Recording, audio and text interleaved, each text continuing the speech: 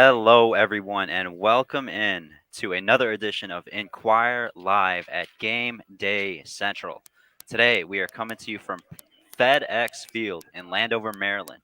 In just a little bit, the Eagles have week 3 ahead against the Washington Commanders. I am Eagles beat reporter for the Philadelphia Inquirer, Josh Tolentino, and as always, I am joined by my fellow beat reporter and co-host, EJ Smith. EJ, what is rocking? How is it going?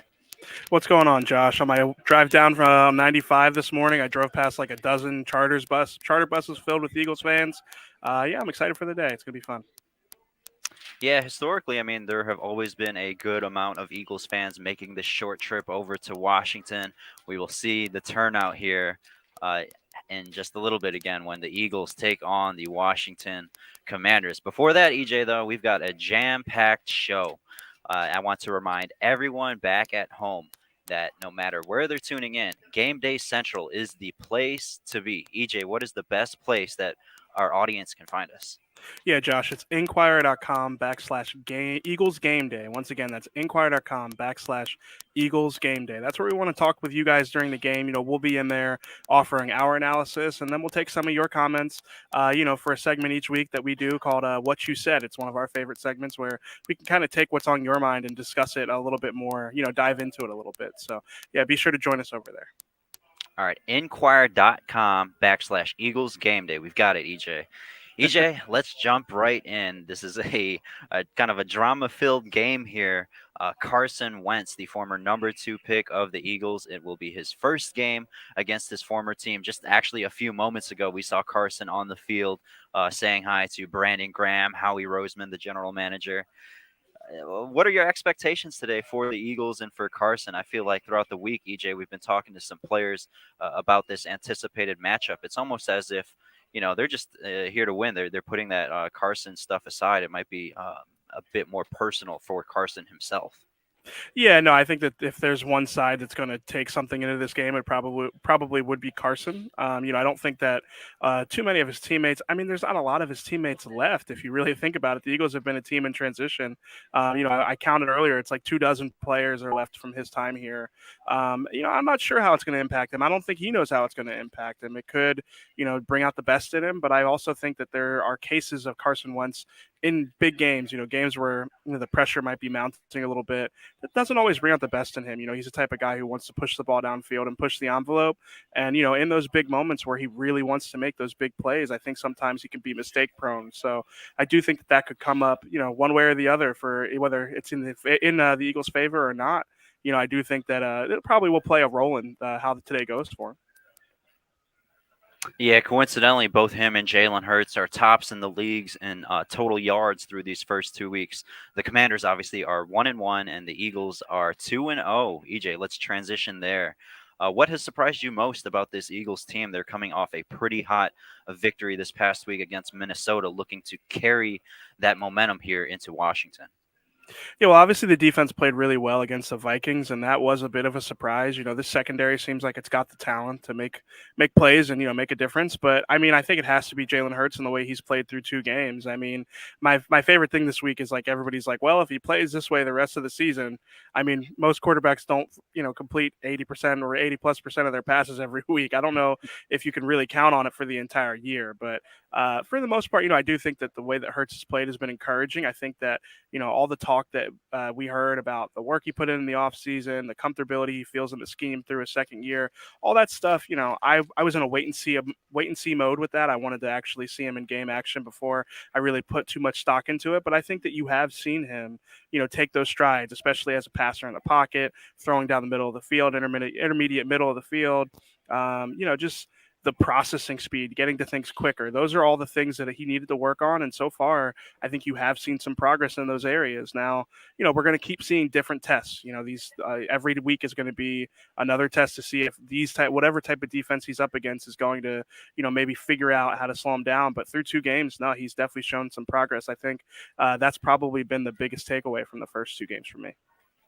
Let's keep it right there, EJ, on Jalen Hurts. Earlier in the week, our colleague Jeff McClain wrote about offensive coordinator Shane Steichen and what he did specifically against the Vikings in collaboration, working with Jalen. And honestly, EJ, what impressed me the most is that it wasn't just one guy. We saw in week one they fed their $100 million man AJ Brown, tied a career high in that game. But coming off this past game, EJ, there were so many playmakers involved. I believe Jalen Hurts completed passes to 8 different guys, and the stat that impressed me the most, we talk about his total yards, his total touchdowns. There were 4 different receivers, EJ, who had 60 receiving yards or more. That it was quite impressive, coming again from Jalen Hurts and help with Shane Steichen, the offensive coordinator. Yeah, no, I think that it was there was some intrigue about what Shane Steichen would look like as a play caller, and obviously he did it for some of last year, and it kind of came out more in the offseason about what that decision was like for Nick to kind of give that up and focus more on managing the game and managing the whole team rather than offensive play calling. And yeah, I mean against the Vikings, Steichen couldn't have called a much better game. I mean he was scheming things up, and like whenever you get blown coverages like that. Sometimes you can point the finger at the defense, but sometimes it's good play calling, And I think that Quez Watkins 53-yard touchdown was a case of good play calling, figuring out what the Vikings were doing. Were they a little predictable? It seemed that way. It seemed like the players kind of wanted to mix some things up and maybe have a little bit more variety in the calls. But again, credit to Shane Steichen and also just the whole offensive staff as a whole so far through these first 2 games. Yeah, and you look at specifically at Jalen Hurts, EJ. You mentioned the deep ball to Quez Watkins. That's now 2 weeks in a row. He's completed long completions. He had that 50 plus yard one to AJ Brown in the first game. The Quez Watkins touchdown that you just mentioned. EJ, we all know he can run, but one specific takeaway I had from his second rushing touchdown against the Vikings, EJ, it seemed like during that play there were at least 3 instances where it looked like the play was going to end. It looked initially when he was going to run out of bounds. He saw he had a block up field and kept going. When he made contact initially with the defender, and then when he spun and his back was literally facing the end zone 5 yards out, and he still managed to get into the end zone. So we speak so much about Jalen Hurts' legs and his ability to make explosive plays. That was another play that definitely stuck out to me. EJ, it seems like with Jalen, he's not the typical running quarterback. I mean, he's almost, he's got that power behind him. There aren't many quarterbacks like that in the league. Maybe, you think of Jalen Hurts, Josh Allen. The other running quarterbacks, such as Kyler Murray, Lamar Jackson, they're more shifty, which Jalen can do, but they don't necessarily have that power trait that Jalen fully had on display on that specific play. Yeah, I mean, like you think back to like Cam Newton, like he was the guy who could run through you as well as get around you. But I mean, Cam was what 6'5", 230, 240. He's a big guy. I mean, Jalen's 6'1", probably 220. So yeah, I don't think there are many quarterbacks like Jalen in the league, and I don't think that we have a lot of. That's what's tricky about like kind of gauging where his ceiling is. It's like we don't really know. There's not really a clear comp for him at this point because you're right. He can be a power runner. And the processing stuff that he's done in the last 2 weeks has been impressive. If he can combine those two, then I do think his ceiling can be pretty high. EJ, it is time to transition to who's hurt and who's healthy. And if you're an Eagles fan, if you're part of the team, you knock on wood because here we are in week 3. EJ, the team is still really pretty relatively healthy, whatever adjective you want to use to describe it. Landon Dickerson did pop up with a foot injury at the end of the week. Quez Watkins was dealing with a sickness and illness earlier in the week. We were just watching Landon Dickerson here at FedEx Field warming up. It looks like he's going to be ready to go, EJ. Again, what is your biggest takeaway, I guess, that when it comes to the health of this team? Here we are in week 3, and you can just contrast it to the Commander's injury report, which was much longer in length. Yeah, I mean, Eagles fans, it isn't too long ago. They probably remember the times when week 3, you'd have 12, 14 guys popping up on the injury report. There were times where the injury report had to be like 2 pages at some points in the season. So, yeah, they definitely are remarkably healthy at this point in the year. Like you mentioned, Landon Dickerson kind of popped up with that ankle injury, but I've seen him out here. I think he'll probably, it looks like he'll play. So, yeah, I mean, it is It probably won't be this way the rest of for the entire season, but yeah, like I said, we've made the joke for 3 weeks in a row now that this has like become the shortest segment that we have. It's like we kind of need to go through. Okay, this guy's hurt. This is who back him up. This is all that other stuff. But so far, yeah, they have definitely been pretty healthy. I have the inactives in front of me here. If you want me to read them, Ian Book's down, Reed Blankenship's down, Trey Sermon's down, Janarius Robinson's down, and Josh Sills is down. The notable one for me here is actually who's not down, which is Grant Calcaterra. Seems like he's going to make his NFL debut. Yeah, and also noting to that end, through the first 2 weeks, Britton Covey, the wide receiver and punt returner, had been elevated. He is elevated again from the practice squad. Who isn't is Noah Togiai.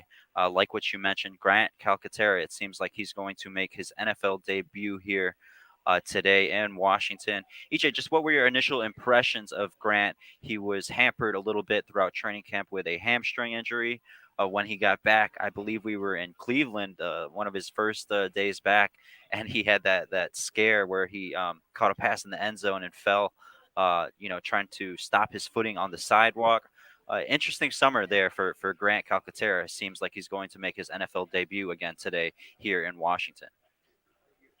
Yeah, no, I think that Grant, from what we saw from him in training camp, he's more of a receiving threat at this point. That's kind of the scouting report coming out for him was that he's kind of a big-bodied receiver almost. Like not necessarily an inline blocker. And I think that's what we also saw in the preseason is he's going to have his struggles in the blocking game, but he does offer a threat in the pass game for sure. And I think Jack Stoll and him kind of balance each other out. I think that Stoll, while he can be a threat in the pass game, Stoll is kind of a much more he's further along as a blocker. When pairing him with Dallas Goedert, you can kind of trust Stoll to get on somebody in the run game, or just kind of staying as an inline blocker. I'm not sure if I trust Calcaterra doing that quite yet, but yeah, I do think that he offers some value in the pass game. One notable injury to address on Washington's side, they're still without Chase Young, who is rehabbing from a knee injury. I believe it was an ACL last year. He will not be out there. They've definitely got their big three still with Payne, Sweat, and Jonathan Allen. We will see how this Eagles offensive line, one of the better ones, if not the best in the NFL, fares against that trio of Washington. EJ, let's transition over to one of our favorite segments each week. It is called What You Said. Throughout the week leading up to the show, you can submit your questions and comments at inquirer.com/Eagles Game Day. And next week, we'll have a chance to read your questions and comments throughout the show. EJ, our first one comes from Wendell, who asks, I see, or it's rather a comment, excuse me. I see a focus on running early this week. EJ, you just mentioned the running game. They can get ahead with the running game, and the defense can focus with getting Wentz turnovers. EJ, let's stick to the running game. Miles Sanders, I believe he is second in the league through the first 2 weeks in rushing average behind Saquon Barkley. We know that when he is healthy, he has been one of the better running backs in the league. We've seen that throughout the first 2 weeks. EJ, they fare well here, facing a Washington Commanders defense that is 31st in the league in rushing defense. What is your expectations for Sanders along with Boston Scott and Kenny Gainwell here today? Yeah, no, I think that the Eagles could definitely, make some inroads on the run on the ground today. It's like you mentioned, Washington's ranked pretty low in rushing defense, and the Eagles' offense has been productive on the ground since halfway through last season. I mean, Jalen Hurts adds +1 to the run game, and they have one of the best offensive lines in football. Miles Sanders is an explosive runner, and they also are usually going to give him like 4 to 6 yards on most runs, and then it's just a matter of can he break it for more. So yeah, I mean, most weeks I think the Eagles can run the ball with success, but especially against a group that struggled despite the talent they have up front, I do think that the Eagles could have a big day on the ground for sure, especially if they get out to an early lead and they have to start trying to protect that lead and start to try and salt away the clock. I think that you could definitely see them reel off some explosive runs. All right, we will see what happens exactly with the running game. Miles Sanders, again, has been one of the better rushers in the league through the first 2 games, second in the league behind Saquon Barkley and rushing average, matched up against the 31st run defense today at Washington. EJ, our next comment comes from Morph, who says, road games on a short week are always tough. The Eagles just played on Monday. No matter who the opponent, Wentz is a better quarterback than anyone the Commanders had last year. EJ, that is quite the statement. Washington definitely had a roller coaster at the quarterback position last year. They went ahead and drafted Sam Howell in this past spring from North Carolina. Obviously, going ahead and acquiring Carson Wentz. There was a report earlier today that surfaced that they were interested in Jimmy Garoppolo during the summer. So they're trying to find stability here at the position, and here they are with former Eagles quarterback Carson Wentz. Yeah, stability isn't the word I would use that best embodies what Carson Wentz's game is like. But listen, I mean, the book is kind of out on him by now. He's a decent starting quarterback. You know, he's going to make plays that other guys are not capable of making. He's got the arm strength and he's got the imagination to do it. But you know, as our colleague Mike Sealski wrote in his column this week, that's the thing that makes him great, and it's also the thing that makes him limited. Is because he's not always going to make the best decisions there. He's willing to take the chances that maybe will cost him. So, but that's all that said. I do think that this Washington passing attack is pretty good. They've got some really good receivers, Curtis Samuel, Jahan Dotson, and obviously Terry McLaurin kind of makes the whole thing go. So the Eagles secondary is going to have another really important test this week. This is your reward for slowing down Justin Jefferson and Adam Thielen is to get this Washington receiving core, and that's a talented group. So I do think that that'll be the biggest challenge I think for the Eagles is the passing defense against Wentz and that trio of receivers. You mentioned their trio of receivers. EJ, I can't believe we got this far in the show without mentioning Big Play Slay. What a game from him this past week. EJ, what was your biggest impression from Darius Slay? They didn't necessarily have him shadow Justin Jefferson. Obviously with Jonathan Gannon favoring a zone heavy scheme, but it seemed like whenever Kirk Cousins looked Justin Jefferson's way and Darius Slay was in there, obviously a great day for him. 2 picks, gifted one there to James Harden. If he's able to carry that momentum along with the rest of the secondary today to stop that trio, it's shaping up to be a pretty good day for the Eagles if they can carry over that performance. Yeah, no, I think the biggest takeaway I had was Jonathan Gannon's scheme looks a lot different than it did last year. You know, obviously people talk a lot about the limiting explosive plays with 2 high safeties, but I mean, he ran a lot of cover one, a lot of man coverage. He ran like that cover one double where you have a safety kind of bracketing over the top of Jefferson. Hmm. He was creative and dialed up more blitzes than usual. So yeah, I mean, you can't say enough good things about Slay and the way that he played. I mean, if Slay gave up, 10 catches for 200 yards, we wouldn't be talking about how good of a job Gannon did. I think that Slay's performance was kind of the reason why everybody can sort of go, oh, that was good game by Gannon there. So yeah, I think that. I mean, he proved it. He said he wanted to, during podcasts during the week, he said he kind of wanted to get the respect he deserved, and kind of said that he feels like he's still one of the top cornerbacks in the league. And I think you perform that way against Justin Jefferson, manned up on him, follow him around when he's on the outside. You can kind of say what you want to after that point. So, yeah, I definitely thought he had one of his better games as an Eagle. As Zach McPherson told me after the game, Darius Slay, he put Justin Jefferson in a car seat. We will see if Slay and the rest of the secondary is able to accomplish that again here with that trio led by Scary Terry, Samuel, and Jahan Dotson, their top rookie. EJ, we've got another comment from M. Galante who says, I expect more pressure from Hassan Reddick to add into their pass rush. He just doesn't look good as a cover guy. EJ, I kind of went back and looked at the film. Obviously, you and I have had many conversations about this. There are certain aspects of coverage when it comes to Hassan Reddick that I've become more acceptable with. When he's dropping specifically into the middle parts of the field, kind of within that shell or almost a spy like. When he's going to the flat and having to cover a running back or a tight end, that's when I'm not entirely on the same page with it. Again, Hassan Reddick, they signed him to a 3-year deal worth $45 million.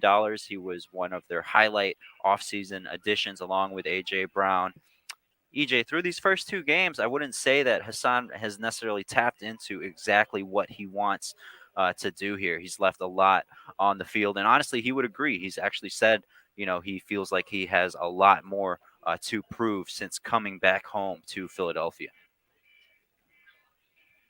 Yeah, no, I mean, I think that the production hasn't really been there quite yet. I'm with you. I mean, watching the Vikings game back, there are obviously the plays where it's like, okay, he's chasing Johnny Munt and he gives up a completion for a first down, and it's like everybody says Hassan Reddick shouldn't be in coverage, and I think that that's fair. He shouldn't be chasing around tight ends in almost any circumstance. But the flip side of that is that T.J. Edwards pressure on the first drive against the Vikings, where he gets in and forces an errant throw.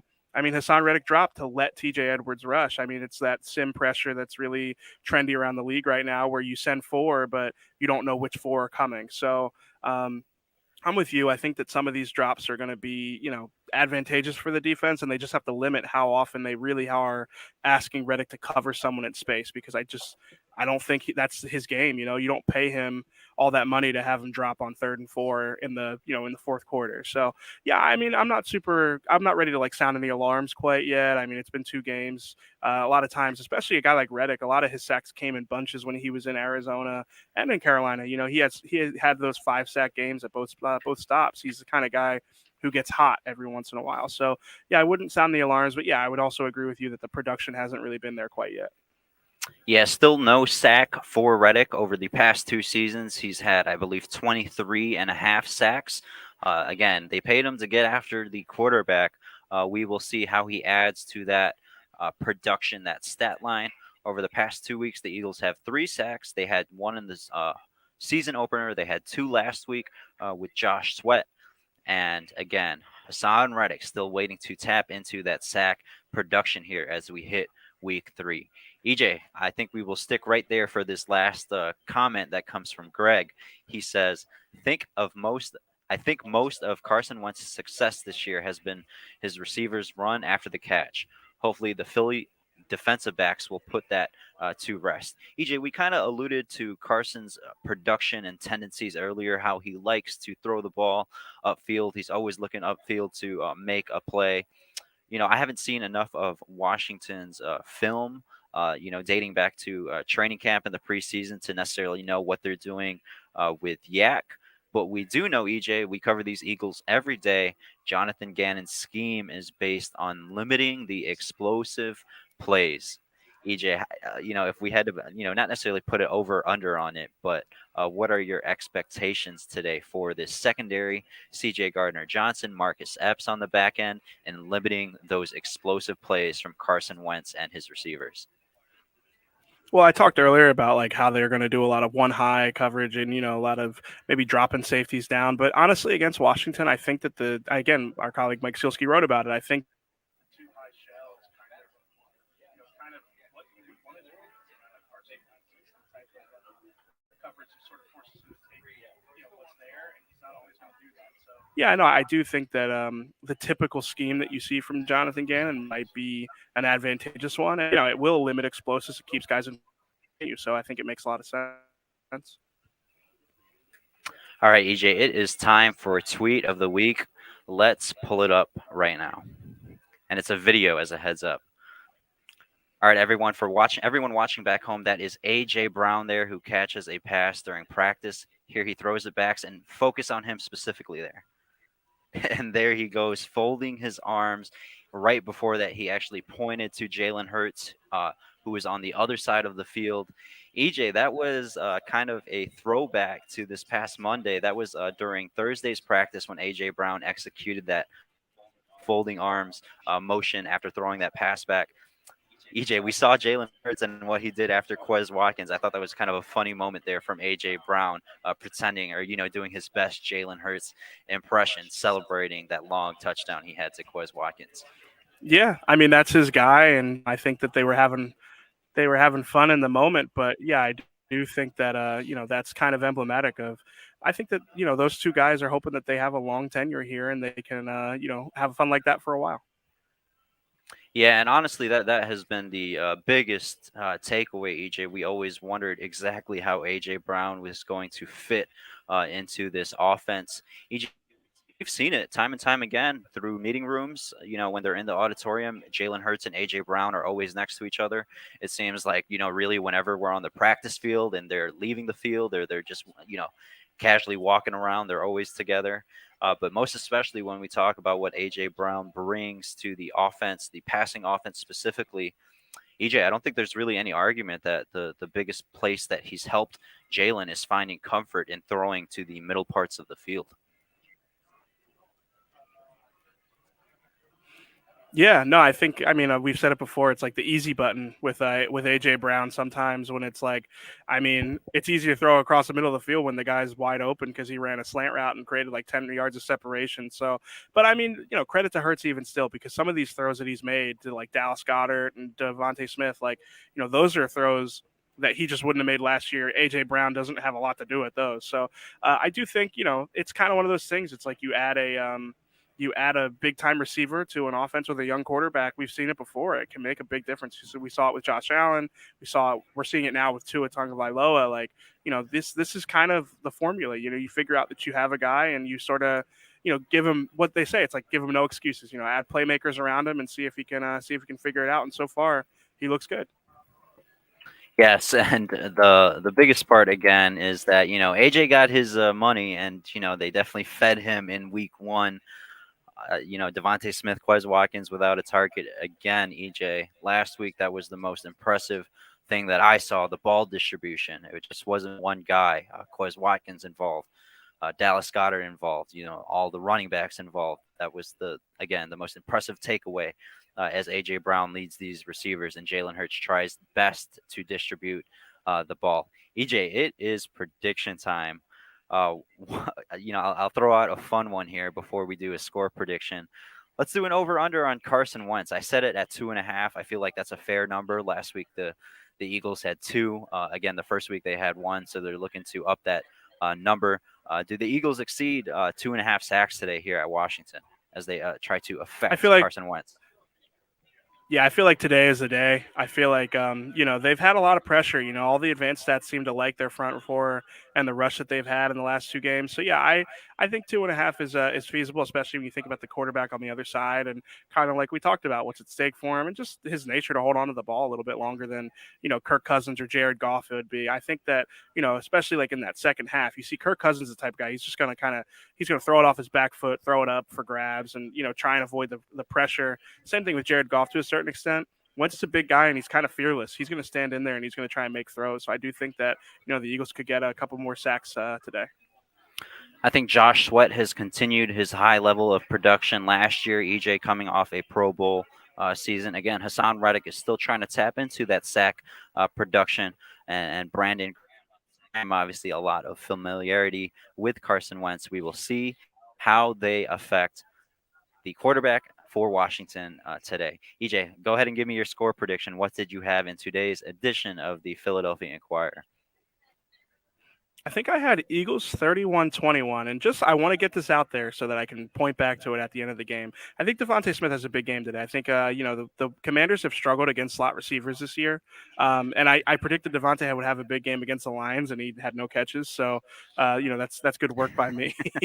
But yeah, I think I'm doubling down on it this week. I think he's gonna have a big game. I think he's gonna have a lot of success operating out of the slot with like choice routes, just taking advantage of the way that Washington plays defense.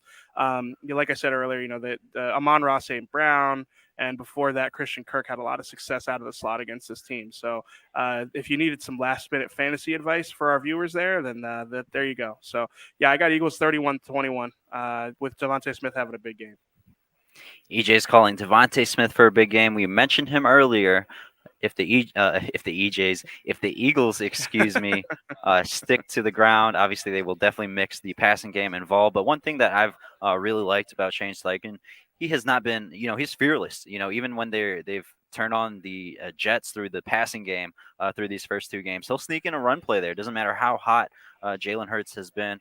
It feels like there's been a decent balance there. Give me Miles Sanders for a big game here today at Washington. EJ, I think I had my score prediction. I think it was about the same range and 10 points in favor of the Eagles. I'm going to stick with that. Nothing has changed, in regards to the last time that we put that out there with the injury report. It looks like Landon Dickerson is going to play. Even if he didn't, the Eagles just have so much depth through the offensive line. Landon Dickerson, he's the offensive lineman from last year during his rookie season. famously made it known, EJ, that he wants to run the ball. If Miles Sanders has a big game, Landon Dickerson bound to play a big role in that. EJ, when it comes to Landon, man, it seems like he's ready to play really through anything. We saw him rehab quickly from his knee injury during his rookie season, and it felt like throughout last year he was never 100%, but he was always out there giving 110%. Yeah, and he's playing at a high level this year. I mean, he started off last year. I think he showed a little bit of rust. I mean, it's a tough spot being a rookie coming in and like not having training camp, adjusting to the speed of the game while also coming off an ACL injury. But this year, man, I mean, him and Jordan Mailata have played really well. Landon's going to be a pretty good player for as long as he can stay healthy. And like you mentioned, he's willing to play through a lot. So, yeah, so far so good on that pick. All right, EJ, it is time to wrap up here as we are at FedEx Field. In just a little bit, the Eagles are going to take on the Washington Commanders in Week 3, a very anticipated NFC East matchup. Thank you so much, everyone, for tuning in to Inquire Live at Game Day Central. Throughout the game and throughout the regular season, make sure you tap in with us at inquire.com/Eagles Game Day. Throughout the game, you'll be able to interact with myself, EJ, our colleagues Jeff McLean, and our columnists Mike Sealski and Marcus Hayes. All of us are on here on site at FedEx Field. Who knows? Next time, next show, we'll have a chance to read off your comments. And again, we will be interacting with you right there throughout the game. For EJ Smith, I am Josh Tolentino. Thank you so much for tuning in to Inquire Live at Game Day Central.